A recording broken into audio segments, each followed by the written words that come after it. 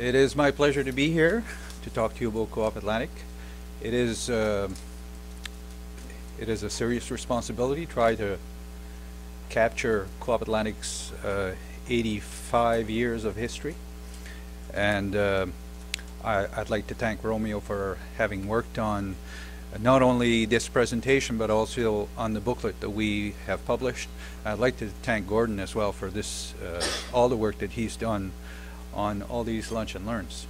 It's really appreciated, and it's fitting during this year, the 85th year of Co-op Atlantic and International Year of Co-ops.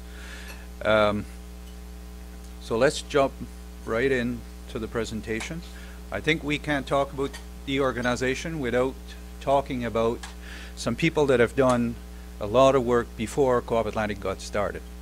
And Father Moses Cody, Father James Tompkins, and Monseigneur Livin Chasson were out there starting cooperatives. As you know, cooperatives started in 1844. It was a time where there weren't a lot of organizations around. Actually, in England, the first organization that ever got incorporated was in 1843. So people were looking for various forms of organization because back in the agricultural era, there were no formal organizations. So they were looking at communist models, socialist models, and economic models.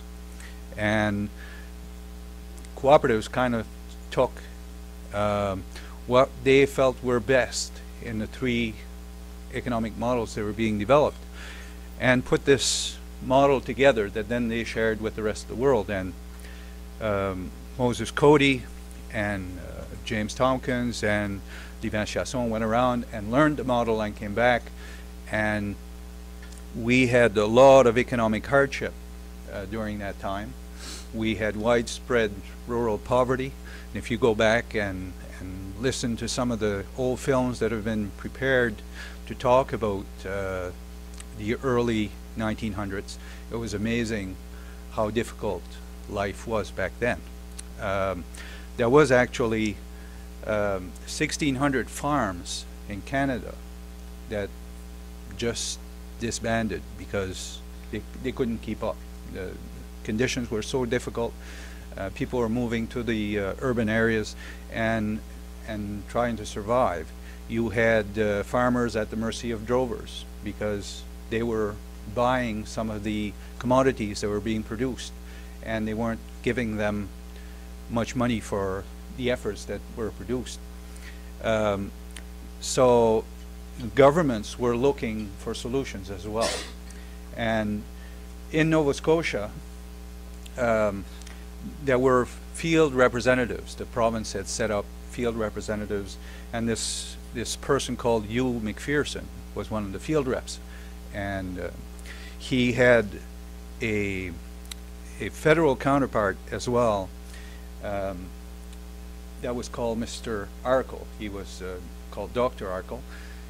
And they were trying to find solutions to rally people together and help people develop better products, also share with others their practices so they could improve farm practices.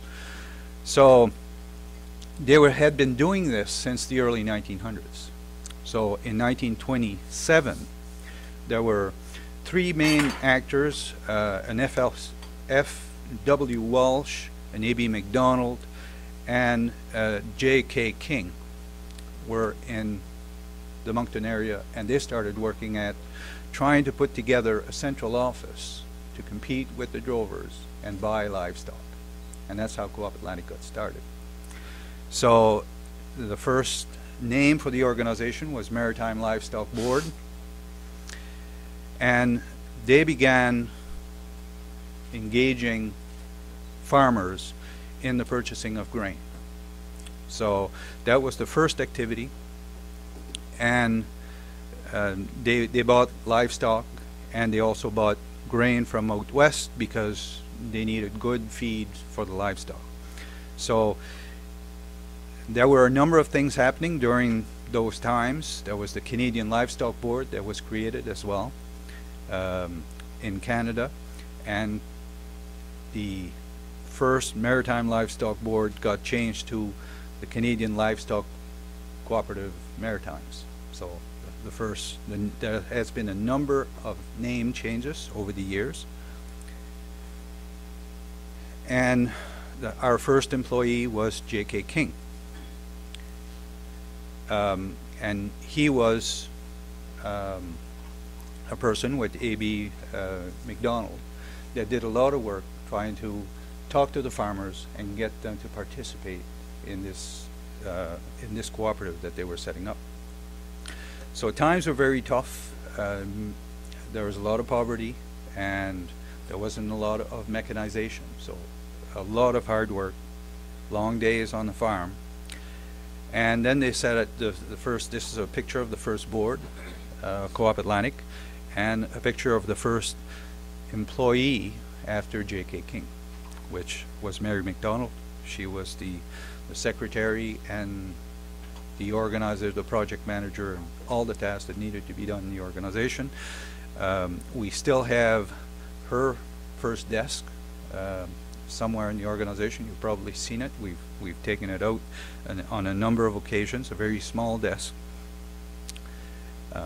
So our roots go back very far. McEwen came to Co-op Atlantic as an employee of the Canadian Livestock Cooperative, and he was to oversee grain sales in the Atlantic. So he wasn't our first manager, like a lot of people thought. He came as an employee of a central organization in Western Canada, and he began to travel the Maritimes to talk to farmers and see if they would participate in this. And he had a Model T Ford, and back then there were no paved roads. So he put 10,000 miles on his Model T Ford that first year that he was at Co-op Atlantic.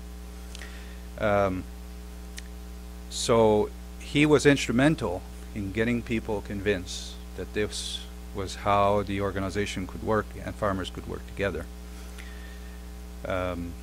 This is his picture. Friendly guy. Yeah, you can tell, just like the HR guy.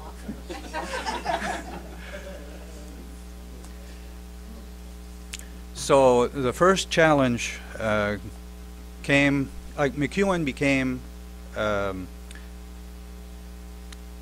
CEO, the general manager of the organization, after his organization got into some financial trouble on the Canadian front.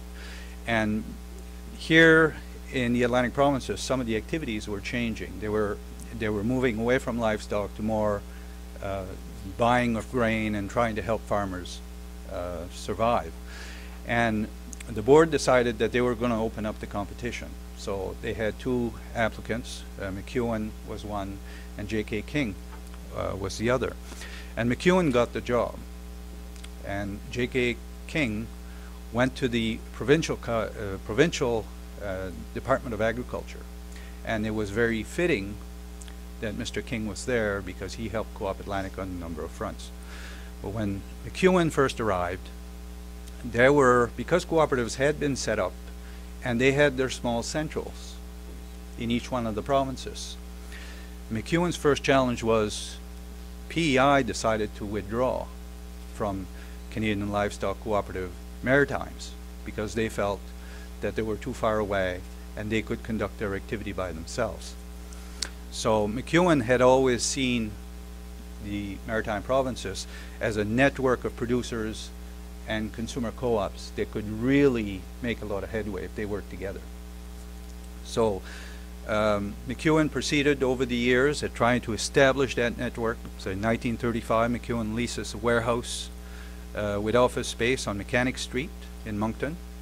And in 1938, the Cooperative Livestock, Canadian Livestock Cooperative Maritimes Central opens a warehouse in Sydney to serve Cape Breton co-ops. Between 1930 and 1939, there was a lot of activities to try to organize grain shipments. They came by carload, that is rail cars. in the first year, McEwen was able to put together 180 carloads of grain to farmers. And then the need continued to grow. And at one point in time, they decided that they had to compete with rail because it was too expensive to bring the grain down by rail. And they organized a boatload. So they put 2,200 tons of grain in bags on a boat called the SS Winona. And when the boat came to port, there were different varieties of grain, and they weren't identified. So McEwen had to open each single bag to find out what was in the bag. So he worked tirelessly for 2 days to get that done, and he eventually lost his little finger from the left hand because of trying to open the bags. In 1939, Canadian Livestock Cooperative Maritimes had 30 employees, so they were growing. So these are pictures. Some of you probably remember. Like I see these cans of milk in a refrigerated makeshift coffin, if you want. Like we had that on our farm when I grew up. They would cut blocks of ice out of the lake, and they would put sawdust on them, and they put the milk, the cream, the eggs, and it just reminded me of in those days when we grew up. So milk was delivered. People had no internet. They had no TV. They would listen to radio at night to see what was going on.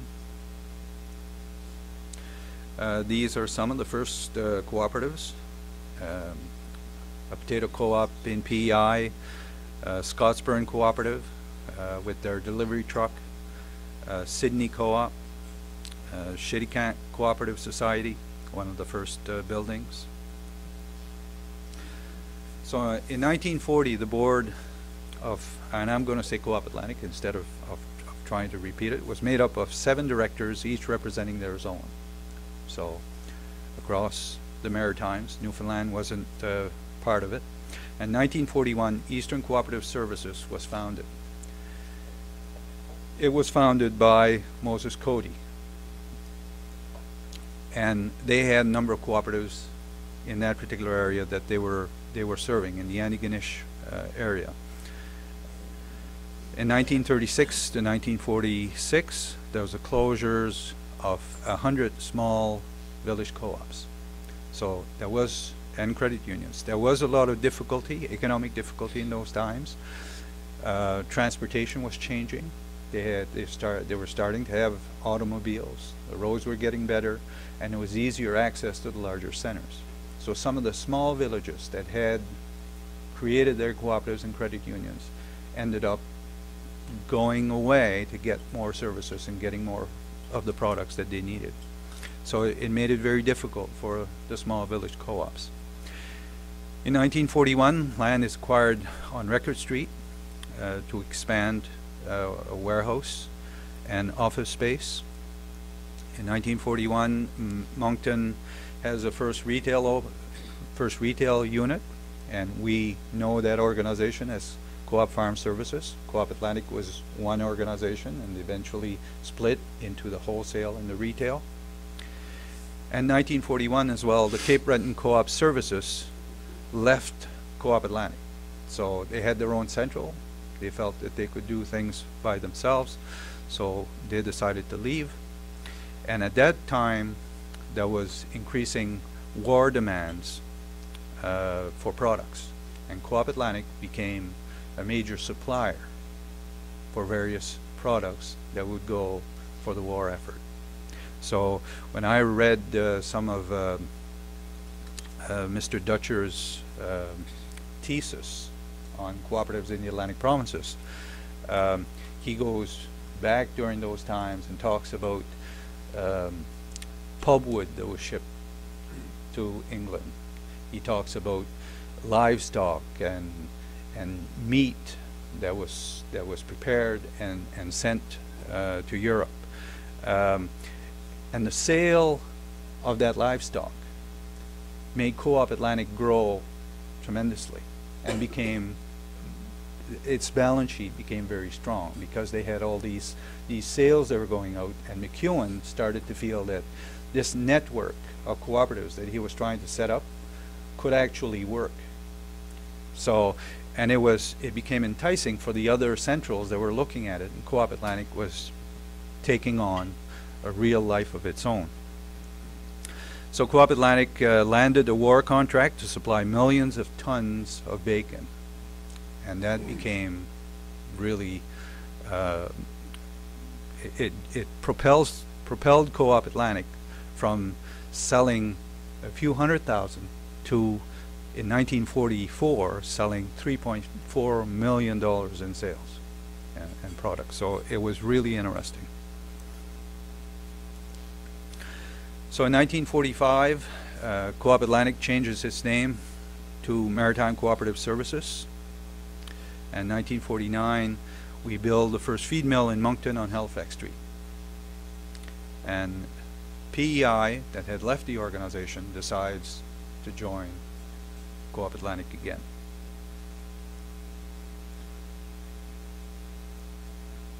These are some photos of the early settlers. Had to put in some war photos because that war effort was certainly a very important part of Co-op Atlantic's history. This is a picture of the mill as it was back then. On the right-hand side, a picture of Lamech Co-op. This one here in the middle. Lemoine Cooperative out in the Shitty Camp area, and a picture of an annual meeting. This is a picture of the first retail outlet. You've probably seen that picture before. A picture of Tignish and their feed mill, which looks amazingly the same today. And Bryan? It does. And down the bottom, a picture of Northumberland Co-op, the first dairy cooperative that was set up in that area, which has become very successful. So in 1950, Co-op Farm Services purchases Maritime Co-op Services Record Street location and moves to Halifax Street, a new office location that was here. And competition from multinationals is growing. In 1955, PEI Co-op Services joins Maritime Co-op Services. 1956, Cape Breton Co-op Services merges with Eastern Cooperative Services in the Antigonish area. And 1958, Maritime Co-op Services introduces bulk feed. 1959, a new feed mill in the Fredericton area.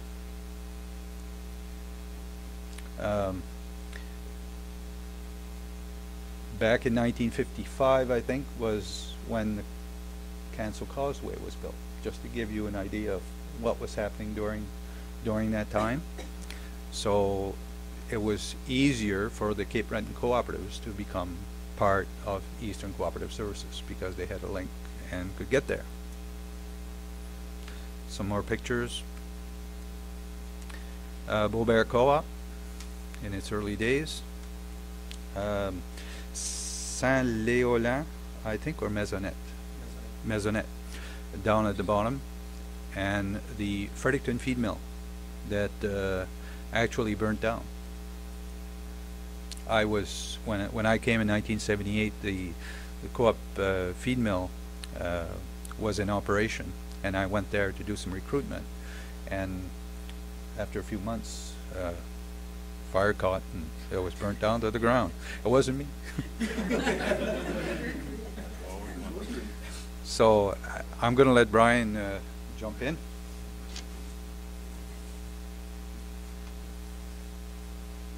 Thanks, Leo.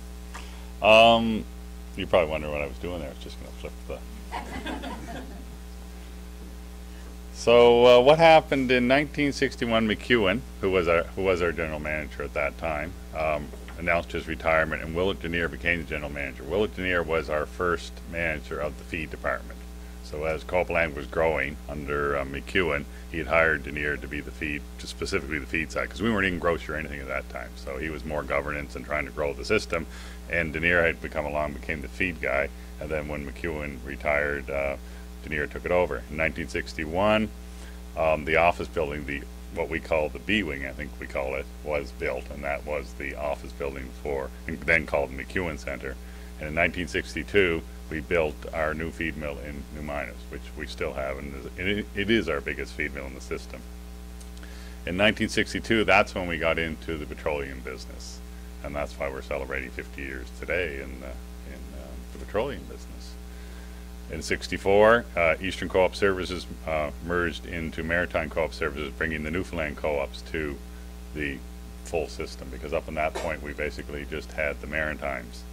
In 1967, we opened a feed warehouse in Sydney, and we were big enough that Co-op Atlantic or Maritime Co-op Services was realigned, reorganized into 10 zones.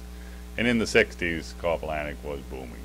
Atlantic Canada, we were taking off. In 1967, the feed mill burned down in New Minas, and a new feed mill was built in 1969. A lot of people don't realize that we'd had a fire at New Minas, but we did, and rebuilt 2 years later. In 1968, Direct Charge Co-op in Dartmouth was opened, and Eric Dean was the first manager. That was his first job, actually.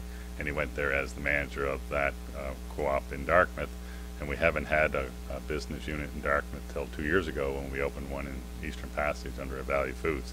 That was our first forte back into Dartmouth. So from because you'll see you'll see in a few slides forward that we actually closed it a couple of years later in Dartmouth. 1968 was the beginning of the direct charge format. And here's the office building. That's the New Minas feed mill. And that's Willett Denier, who was a lot more friendlier than McEwen. McEwen really was a real Scotch Presbyterian, cranky. Was he Scotch, or was he I'm looking at Alison because she's a Scotch, not Presbyterian, but or I don't know, she's not cranky, are you? Depends on who comes in. I know, exactly. Only 2 supplies. That's right. So then in the 70s, and then you can see, I mean, we're really taking off here. We can see the momentum growing. You can see, you got to remember, Loblaws isn't here now. It's just us and Sobeys in the marketplace, and co-ops have really taken off in Atlantic Canada. 1970, we opened our warehouse in Sydney. That's the warehouse now that is our frozen warehouse and our meat central cut. In 1971, W.H. McEwen retires again. McEwen ended up retiring and became our corporate secretary, and was on the board as well. He was a board liaison in a sense. So, and then he retired again. So he stayed around for a very long time, and I expect he had a fair bit of influence as well. In 1973, the new feed mill in New Minas was completed. In '74, with the expansion of the warehouse in Moncton, we got our first mainframe computer in '74.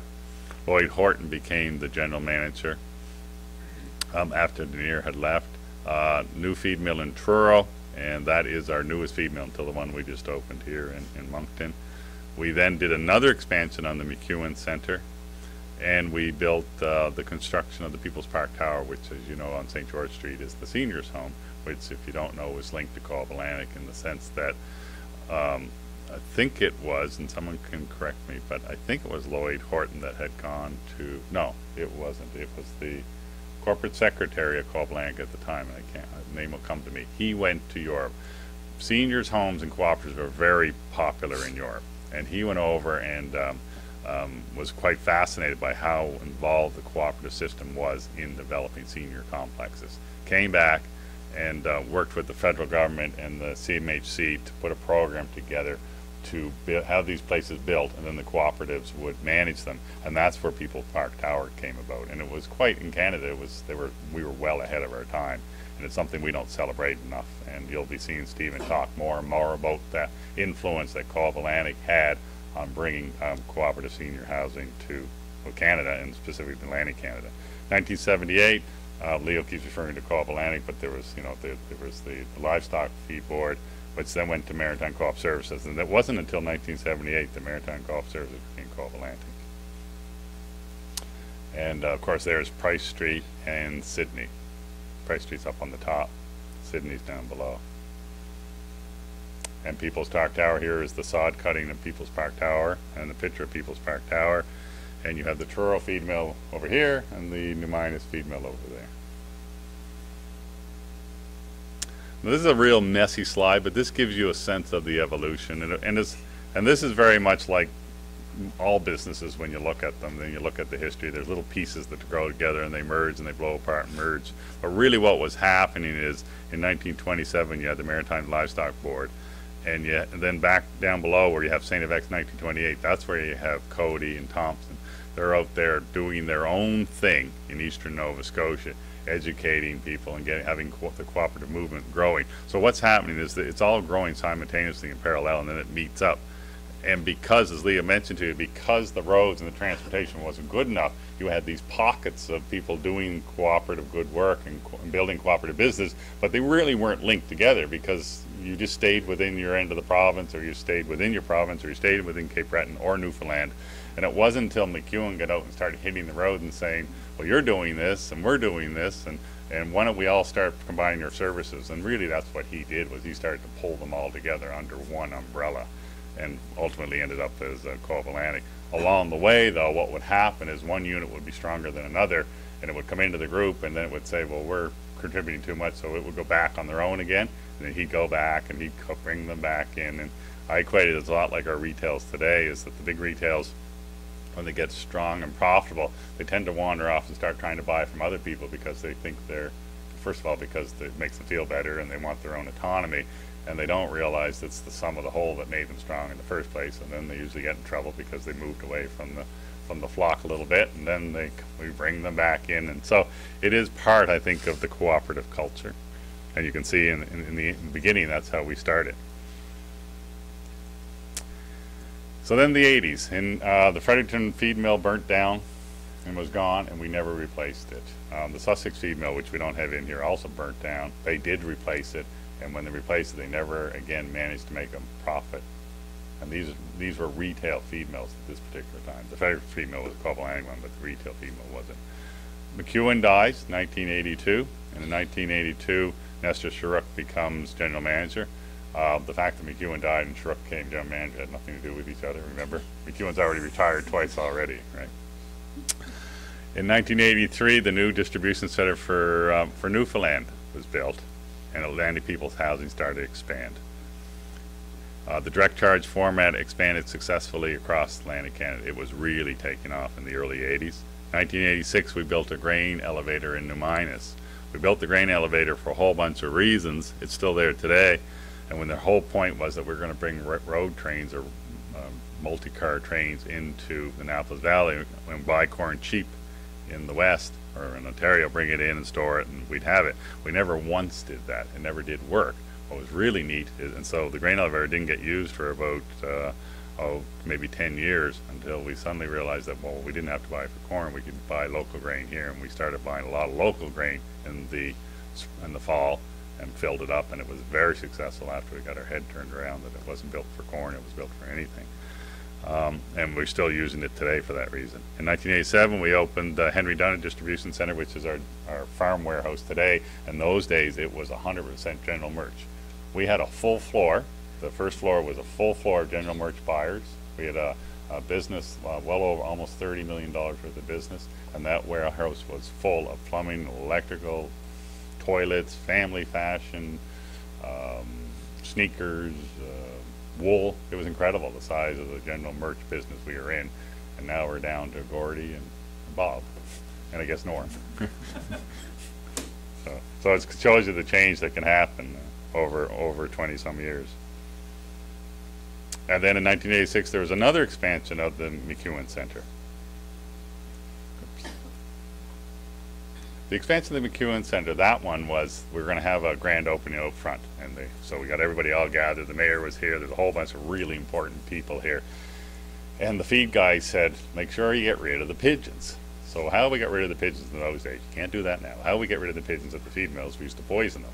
So what we do is we go ahead and we would poison the pigeons. So sure enough, we went out and put all the bait down, just like because pigeons to us are just rats with wings.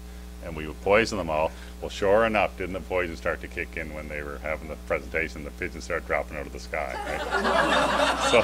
so we had a guy running around picking up pigeons, right? Just praying to God that a pigeon didn't fall right in the middle of the ceremony. So. Those days you used to get away with that stuff. You wouldn't get away with that now. It actually happened to us a couple times over our histories. We would get complaints from somebody calling, wondering what was happening to the pigeons. So there's the McEwen Center with the new expansion. And again, agriculture in the 80s wasn't doing too bad. And just a picture of agriculture. And that's the Gander warehouse, right, Leo? Yes. Yeah, that's the Gander warehouse. That's Sussex, of course, and as you know, maybe you don't know, but Sussex it's debatable whether Sussex is the oldest cooperative, continuous running cooperative in the world. I believe it is, for sure, the oldest continuous running cooperative. There's actually a debate about whether Sussex was actually the oldest cooperative. Probably willing to give that up because I know for sure it's the oldest continuous cooperative in the world, which is quite something. It was formed in 1841. A picture of the cooperative at the top is Livet Cooperative in Maryland. Then in 1990, Eric Dean becomes general manager, and as I mentioned to you before, Eric Dean started his career at the Direct Charge in Dartmouth, which wasn't on the slide, I guess, but did close 2 or 3 years after it opened. Direct Charge cons just didn't go in the big cities, especially in Dartmouth at that time. And then he was our general manager, the manager of the retail division, and went from that to assistant general manager, and then became general manager after Nestor retired. In 1991, we had a publication proposal for renewal, and what that was at that particular time, the costs were starting to slip a little bit, and our board realized that maybe we weren't as relevant as we should be, and they put together a program where they looked into the opportunity of what we should be going forward, what should we look like, what services should we provide, what do our retails want from us. And actually Tom Webb was hired to be the manager, I think, of that. It was called Initiatives for Renewal was his title. It didn't quite work because we were having a really hard time getting our head around it. We were talking at that time about almost socialist farming. In other words, we'd go out and we would control 5,000 acres and we would grow it like almost like communism in a sense. And we sort of went from running a business to way over here, and then we got all confused. So there were about 2 years there where they really struggled with what our future were going to be, and then the board seemed to just say, that's it, we got to get back to selling groceries and being a good wholesaler. And I think it took our eye off the ball there for about 1.5 years or 2 years. 1992, we had our own credit card. We had a cooperative credit card. It was managed in the co-op department. It had about $10 million facility, and really everyone in this building had a co-op credit card, their own personal card that they could go around and they could use at the store, and it was pretty entrepreneurial at the time. In 1994, we opened a produce facility in the Newfoundland warehouse. At that time, all it was a grocery warehouse. But the Newfoundlanders wanted their own produce. They came 3 times. It was the 3rd time. It took 3 tries at the AGM to get the members to support it because there wasn't a return on investment. But the members said that, well, no, we were going to support it anyway because if Newfoundland was going to be if the Newfoundland stores were going to be strong members of Co-op Atlantic, then they needed all the services. So they went ahead and they did it, and then we closed that, or we closed the actual warehouse or the produce side here recently, and what we do is we cross-stock between Moncton and there. 1995, the direct charge co-ops started to struggle, and they started to see the cracks because what was happening is you would pay a service fee and basically get the service fee was supposed to cover the direct cost of the cooperative, and all the profit would go back to you, the member. And what was happening, there wasn't any money kept for hard times, or if there was a strike, or for raises, or for the roof leaked. And because there was very little equity built up, that we were very vulnerable, and the cracks started showing. In 1997, Eric Close became the CEO. Brian, if you would allow, I'd make a few comments about transition from Eric to Eric. what happens is the direct charge concept was formed in the late 60s. And by 1983, some of the large players in the grocery area decided that they would bring in no-frills operations to compete with cooperatives. Eric Dean was a good manager, and he went from being a store manager to being an area manager, district manager, division manager, and then became our CEO. He was a good businessman, and he commanded a lot of authority. And we built direct charge cooperatives in locations that had cheap land, because he was such a believer in the concept that people would provide themselves with the cheapest possible grocery basket. So a lot of cooperatives that were built just outside urban areas or industrial parks and so on. But when the big box stores started to compete, and they had lower groceries but in locations that were handy, it became very difficult for those cooperatives to survive. Their account receivable at Co-op Atlantic started to grow. And then they ended up being in trouble. We had a lot of account receivables on our balance sheet. And by then, Eric retires and the new Eric comes in, and we have a situation with a number of cooperatives that are struggling. So Eric Close, being full of energy, wants to revitalize the whole system, and he goes out west, finds a concept that's called the basics, and he comes in and renovates all the stores in order to lift sales and lift us out of trouble. Well, unfortunately, that didn't happen. Eric also bought a lot of different businesses that were available for sale, and we ended up never being able to turn them around. He went to Quebec, had a number of initiatives, and that would come in the presentation. But the important thing is, the important thing is to remember that when Eric came, Eric Close, Co-op Atlantic was already in a precarious situation. And the large players, the Sobeys and the Loblaws, had taken over the markets of our direct charge, and we were in trouble. Yeah, that feels right. What happened was in the late 80s, the Loblaws came to town. Loblaws bought Sackville wholesalers, Atlantic wholesalers in Sackville, New Brunswick. They bought the wholesaler, and they went on literally went across Atlantic Canada and opened the Loblaws stores. As they were opening the Loblaws stores, at the same time our direct charge started to fail, and it was almost simultaneously how fast it went. In 1987, Corner Brook was our first one. And in 1987, Corner Brook got in trouble. And at the time, the senior management team believed that there's no way that Loblaws and Sobeys would keep their prices down. And in 1987-88, they said, we'll just wait. They'll bring their prices up, we'll wait them out. So we waited and waited. Well, here we are today. They still haven't raised their margins, and they put the stores out of business. And probably that was a fundamental mistake. We needed to change the model back in the 80s, or we needed to change Corner Brook, because Corner Brook stayed for a long time and built up a huge account seal. If we closed Corner Brook in 1989, then the other stores probably would have realized that Co-op Atlantic would not tolerate you not paying your bills, and then they probably would have taken more action, but we enabled them ourselves. Yep.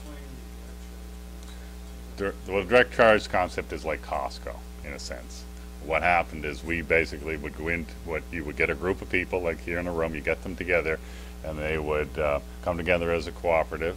We would go in, the idea was to keep the operation as cheap as possible. And you would be a member. You had to be a member to get the savings in the box. So you would build the box wherever it was cheapest. So you literally would build it in an industrial park. You would build it outside of town. You go and buy 2 acres of woods and cut the tree and put in a gravel road, build a box. It was like a club. And the theory, it's warehouse shelf. The theory is, because it's your club, you'll drive extra to go there. You're not going there for the convenience. And we would put the product, and you would pay a membership fee every week. You pay a membership fee, and you would pay a share capital fee. So you'd go in, and downtown was a direct charge. Record Street was a direct charge, and I remember going in, and you'd pay $1 for your share capital and $1 for your, what I call to cover your overhead of the store.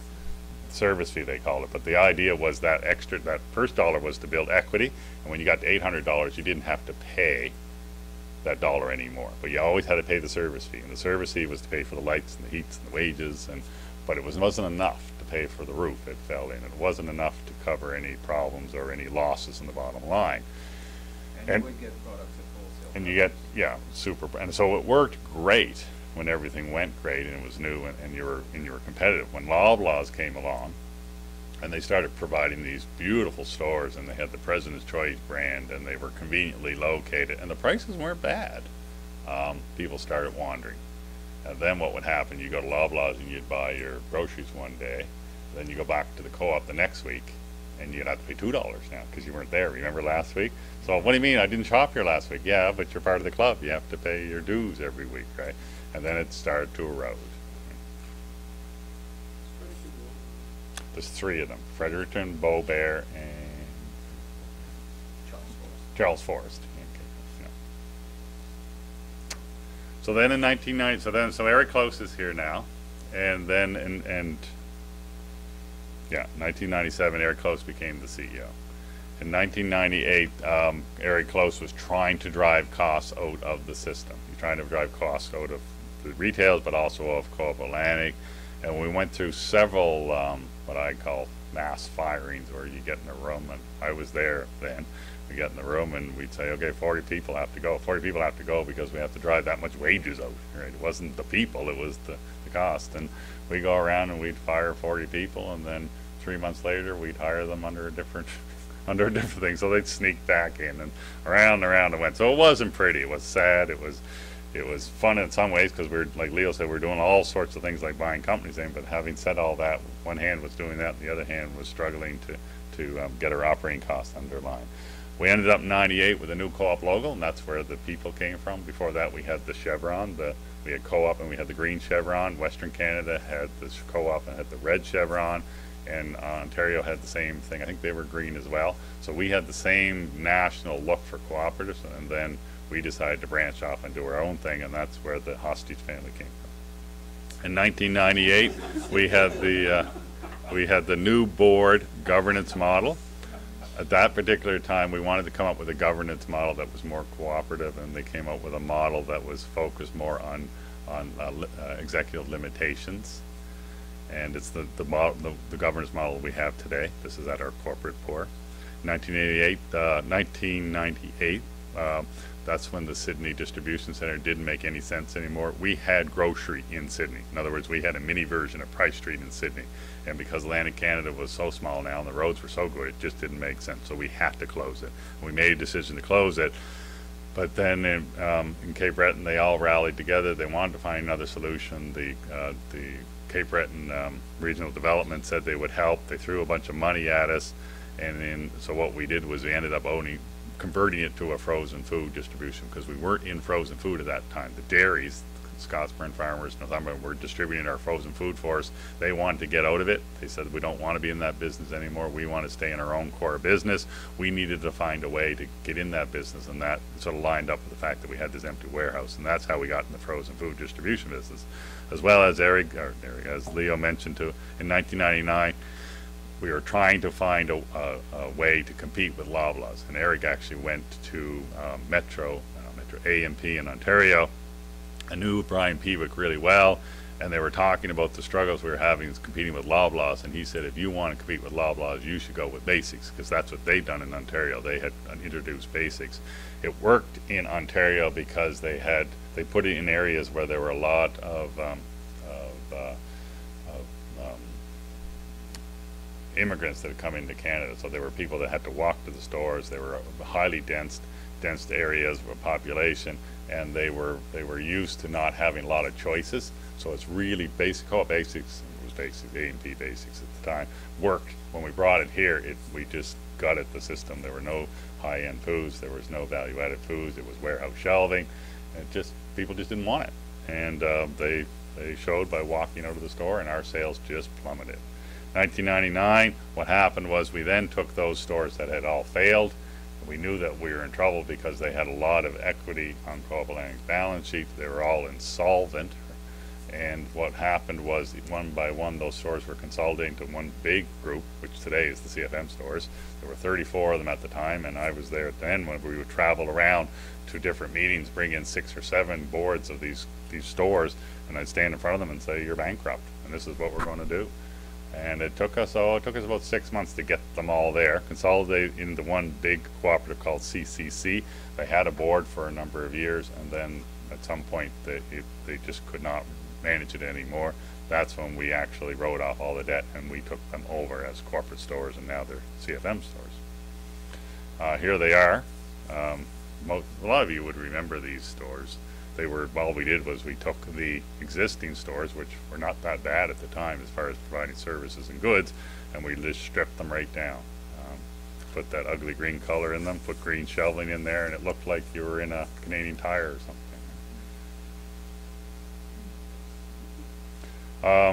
Along the way, in 2000, this is one of the things Eric did. In 2000, we had an opportunity to buy the chicken industry in Newfoundland. It was in receivership. It was actually bankrupt. And we ended up flying over on a Friday night, and 2 days later we bought this multi-million-dollar business. And then Eric turned to me on the way home and said, "There you go, see if you can make money." It had lost $240 million over the life of the business. And this was I was VP for 3 days at this point. And he said, "There you go." And he never went there again, and then I spent the next 5 years, Dan McArdle and I, traveling back and forth trying to make it work. Today it is very profitable, it is working very well, but it almost killed both of us along the way. And it almost killed Co-op-Atlantic, because at one point, Country Ribbon wasn't making any money, and they had $4.5 million on our trade account. They couldn't pay it. They were hours away from, well, we were hours away from being in trouble because we needed our $4.5 million. And what we decided to do was we decided not to bring the grain boat. And if you don't bring the grain boat, there's no grain. If there's no grain, there's no chickens, and the business is over. And when we said to the government, "That's it, we're done, we're walking away, we're prepared to just walk away from this business," they said, "Okay, we'll help." And then we restructured the business, and from that point on, it just took right off. Right? But this is the things that Leo was talking about. This is not core to our business, and here we were had all these grocery stores that were failing, and we were buying these companies over here. So it was a very, very difficult time, or in the late 90s, early 2000s. Also then, we also were into the Atlantic beef products. In 2000 is when the Atlantic beef products, the plant in PEI, it was actually a 4-year period that we put together a beef cooperative, and the beef cooperative and the PEI government got together and formed the Atlantic beef products, which is the beef plant in PEI. Talked about the fact that we weren't alone with Country Ribbon. It was ACA, the cooperative in the valley, and ourselves who got together and bought Country Ribbon. We both own it 50-50. I talked about the whole bringing together of the basic stores, which became the CCC stores, which then became the CFM stores today, which is our corporate grocery stores. During this period of time, we had no money because all our money was tied up into the accounts receivable of the losing stores. Mostly these basic stores that had chewed up all of our equity, so we had to sell our buildings, and so we sold this building and a number of our other buildings, and then we leased them back, and we took the money. It was about $20 million, and we reinvested it into Co-op-Atlantic, and some of it went into our pension plan as well. 2000, we realized we needed growth because we were losing the CCC stores. We closed, we went from 34 down to 13, so we opened the independent side of our business, and that's when the value foods and the Right Stops took off. We couldn't compete with the Visas and the MasterCards and the big credit card companies at that time. Nobody was really using our credit card because the financing charges were too high, so we ended up selling that. Actually made a little bit of money on that to another credit card. It was actually household financing. They bought our business from us, and we got out of the credit card business, and the losses CCC kept climbing and climbing and climbing, and that's when we closed the stores. And in 2002, Eric Close resigned, and then along came John Harvey. John Harvey was the grocery VP at the time, and John had, for those of you who know John had a saying that he said he'd tell the truth even when it hurt, and it was about time because we really, really needed that. We needed that transparency. There was so much going on in this company that were going in 5 different ways. That what John tried to do was slow everything down, focus on the core business, and tell everybody everything and how bad it really was. And that was a turning point for us. And what John started doing is shutting down things that didn't work or weren't contributing. The Atlantic Cooperative Development Fund closed. We needed a new bank at that time. The Royal Bank was our banker. They didn't want us anymore, and they told us to find a new bank. So we went out, and from 2002 to 2005, we were busy getting new financing, and of course we ended up with the National Bank. And we have a very good relationship with the National Bank. And we got the National Bank in partnership with the New Brunswick government, who had given us a loan guarantee on part of our financing package, as well as another stakeholder, the co-operators, which insurance people, who we are also a member owner, and one of the original members of the cooperatives came along and said they would also like to help, and they contributed by investing $5 million into co-operating as investment shares. So now we have the banks on side, we have the government on side, and we have the cooperators on side, and that really helped to build a foundation for us to grow again. Meanwhile, we're continuing going down the road under John of closing all of the stores that do not contribute. If they've chewed up all their equity in Co-Atlantic and they have negative working capital, they had to go, and they did. Parallel to that, as the losing co-op stores are going like this, we're growing our independent business, and we go from 0 in 2000 to almost 65 million this year, and that really helped to replace the co-op side of the business. And parallel to that, again, the good stores realized that they had to renovate. They realized that they had to keep up because the big national boxes renovate. We're bringing new. All the farm stores were renovated between 2000 and 2009, and many of our grocery stores have been renovated as well. And every time we see a renovation, except for Muscatub and Kent, we've seen significant increases in sales. So it has been part of our growth opportunity and part of our success. And part of the reason why the direct charge concept struggled is they never set enough money aside to reinvest into their operation. As well as there was electronic newsletter. We went from, and part of the electronic newsletter, the fact that it was electronic, which was kind of exciting in our world anyway, but the fact that now we were communicating to our boards on a regular basis, and that was really important because we were being transparent back to John Harvey. After every corporate board meeting, we tell our member owners, our owners of our business, what we did, and that really helped to build trust and transparency. The zones were restructured from 10 to 8 because again we closed a number of stores, so we didn't need as many zone members. And if we were asking our stores to be more profitable, and we were trying to ask our employees in here to be more cost conscious, then of course the directors felt they had to do their part too. In 2007, McLeod's wholesale was closed. That was Cape Breton. That was one of these, a small wholesale operation that we used to launch ourselves into the independent business. We were a shareholder in Atlantic Beef Products. When Atlantic Beef Products got in trouble, we did not want to put any more cash in, and we put $500,000 in as an initial investment. However, they got in big trouble really fast, and we weren't prepared to, we weren't going to, it wasn't part of our core business. And we told the government right up that we weren't not going to invest any money, and they said, we'll give you shares back. Well, we should, sure, because actually they were worth nothing. If anything, we were required to top up. So they asked for it back, we gave them back, and now the government, for all intents and purposes, owns the beef plant. In 2007, that's when we put the CCC stores into the CFM group of stores, which you know of them as today. And in 2007, we opened Dieppe as well. In 2008, the first tannery opened downtown. In 2009, the second tannery opened, and I think right now we have 5, I'm looking at you guys, but 5 tanneries? 5 tanneries, which is really exciting, and that in itself is a story. And I don't know if Stephen's going to come talk to you about social housing, but that, if you should come to that, we're not doing enough on that. That's something we should be really proud of. We've done an incredible amount for social housing in Atlantic Canada, and we need to talk more about that as a system, as you know, it's Co-Atlantic. 2009, the independent food volume hit 20% of Co-Atlantic's total food volume. In 2000, it was 0. There's 2 things happened. Co-Atlantic's food volume, the co-op volume's gone like this, but it just shows you the good decision it was to get into supplying the independent side of our business.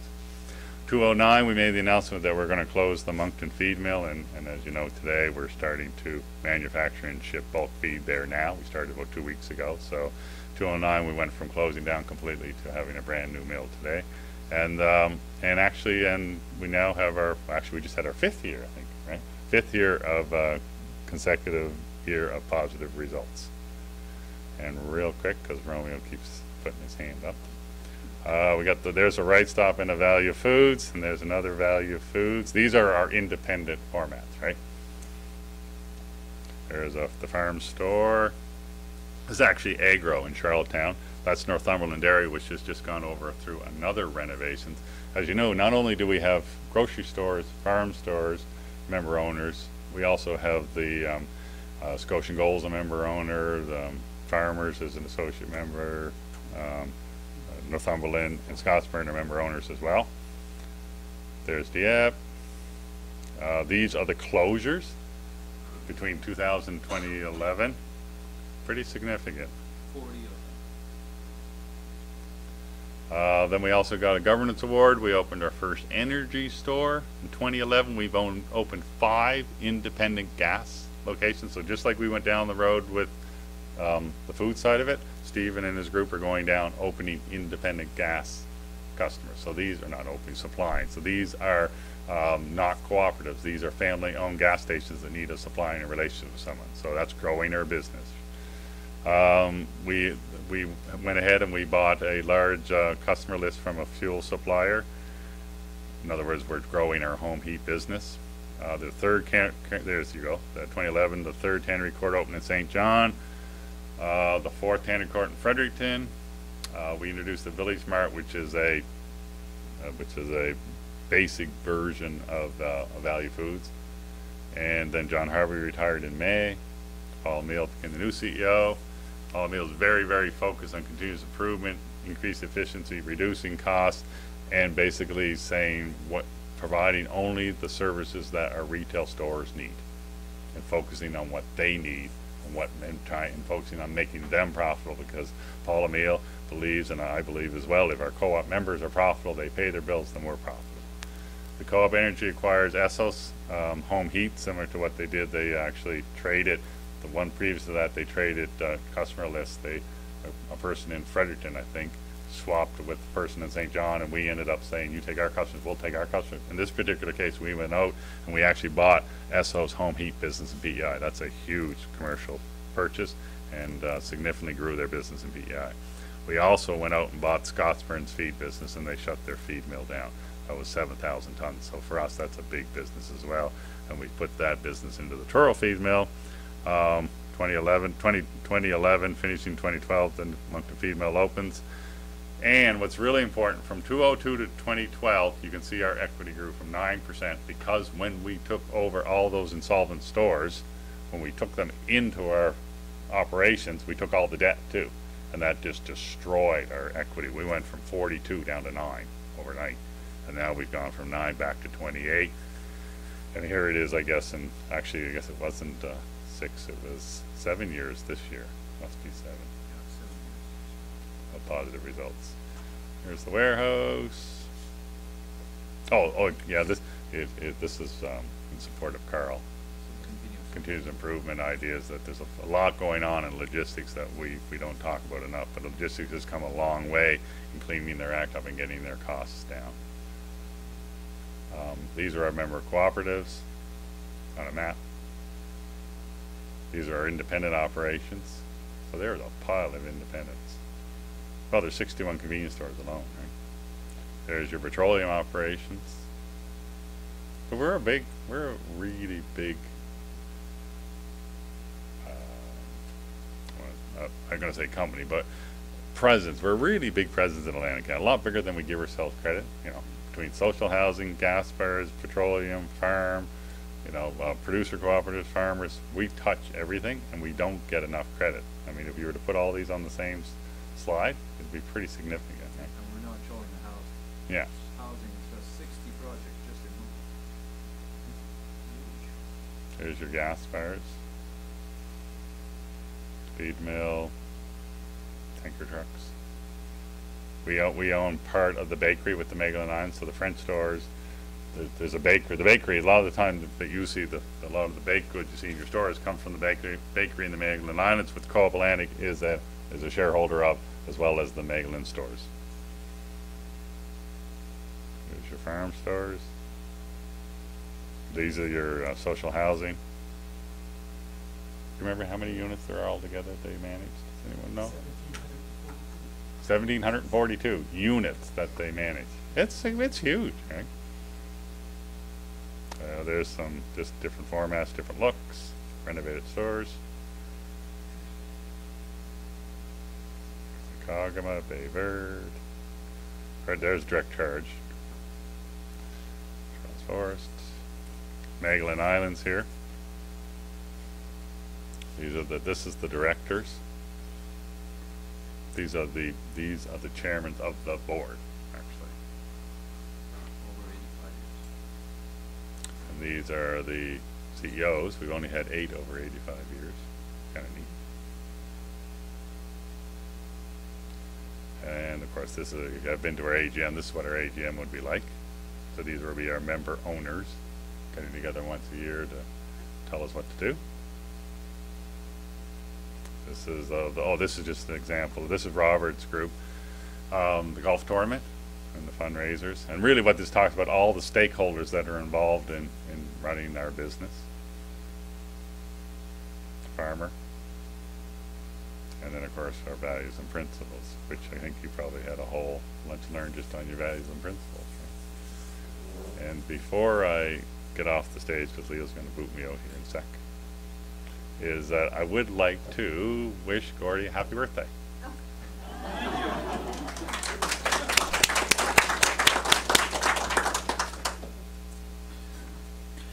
I guess we put the values and principles as last because this business of Co-op Atlantic has been built one member at a time, convincing one member that he should do business with this organization, and it was to his benefit to do so, and that we could meet their needs.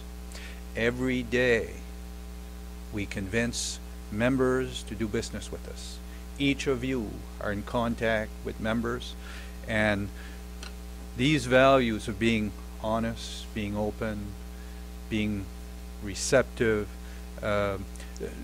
dealing with our principles of what is economic participation. Well, if you want this organization to be strong, if you support us, there are benefits.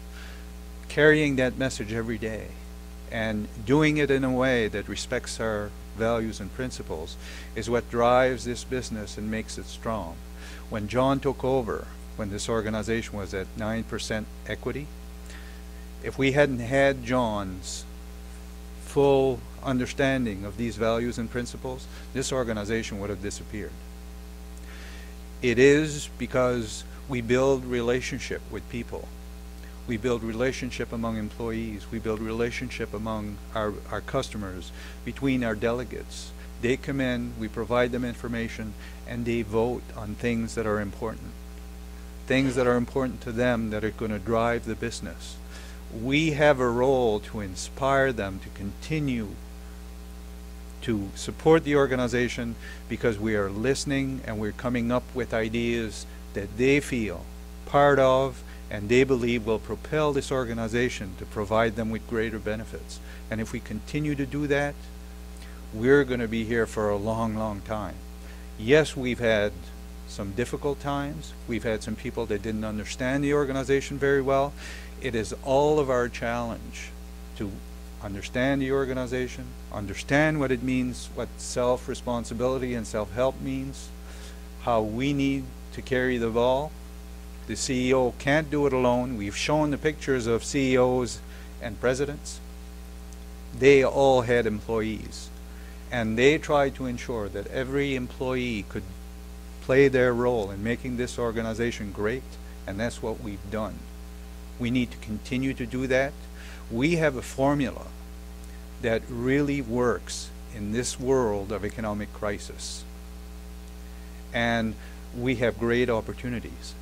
But the challenge is to make sure that we understand how the organization functions, we understand how to apply the values, and we understand how members can use those principles to make sure that they make their cooperative strong, that they make the services that they are offered strong, and they make Co-op Atlantic a real beacon of cooperation in the Atlantic provinces. So this is a history. We've talked a lot about buildings and acquisitions and changes that have happened in the organization. This is all about people. And I'm very pleased that you are here. You can carry that message to the rest of our employees. Thank you very much.